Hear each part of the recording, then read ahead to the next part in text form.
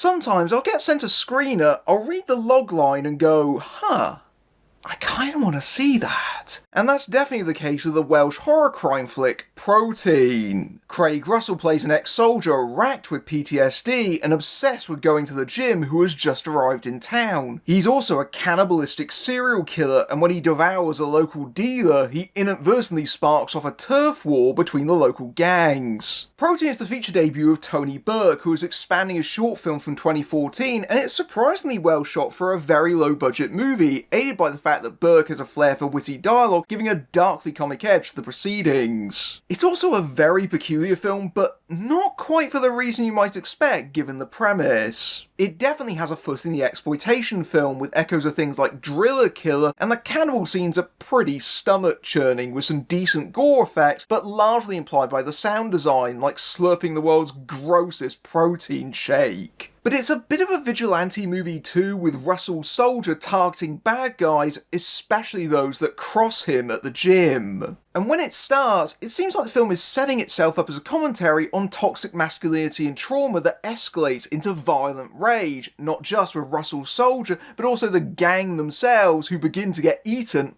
figuratively, by their own paranoia as they believe the murders are by their Albanian rivals. And Protein has an unusually well-developed set of characters, with Burke trying to subvert stereotypes, but it does come at a cost in that it loses sight of those themes because it bites off more than it can chew. It becomes this ensemble crime flick, with Russell's quiet loner cannibal sometimes disappearing into the sidelines. A good example of this is a subplot with two mismatched cops on the case, played by Andrea Hall and former Corrie actor Charles Dale. He's a bit old school and chauvinistic, she's a London criminologist, and they despise each other until they begin to bond over both being recovering alcoholics. And I did like how their dynamic plays out, but it feels like it's come out of a completely different film, like I somehow changed channels to a 9 PM detective drama. It takes up a huge chunk of the middle section of the film, and Protein leans too heavily on procedural and an overly interwoven plot with too many players. It's definitely a curiosity, but it also shows a lot of promise and ambition, even if the results are not always easily digestible. It's messy for sure, but if you have the stomach for it,